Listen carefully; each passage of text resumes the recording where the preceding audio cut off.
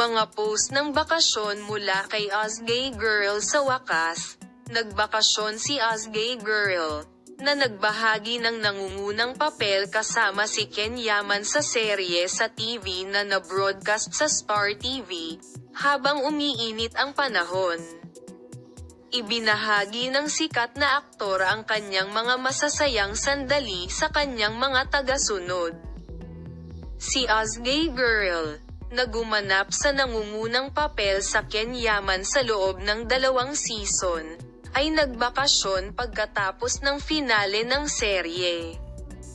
Ang sikat na pangalan, na tinatamasa ang mainit na panahon, ay nagbahagi ng kanyang mga post sa bakasyon sa kanyang mga tagasunod. Ibinahagi ni Ozgay Girl, na nakatira sa isang liblib na buhay kasama si Ken Yaman, kung saan siya ikinasal noong 2022, ang mga larawang kinunan niya habang nagbibilad, at ang sikat na aktres ay nagsulat ng isang araw na may mga lemon sa kanyang post. Nakasaad na sinira ng aktres ang engagement dahil sa selos ng boyfriend.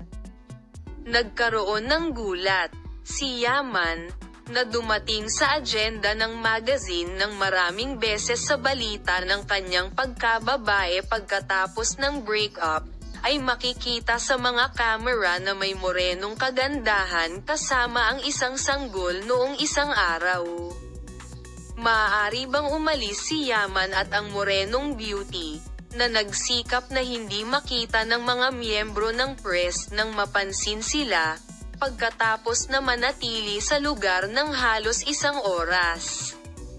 Ang kawili-wiling desisyong ito ni Ken Yaman at Ozgay Girl ay pinag-usapan ng husto sa social media ng mga tagahanga ng Ken Yaman at Ozgay Girl nang malaki ang naging reaksyon sa kalokohang ito ni Ken Yaman. Salamat sa lahat sa panunood ng aking video. Makita ka sa mga bagong video.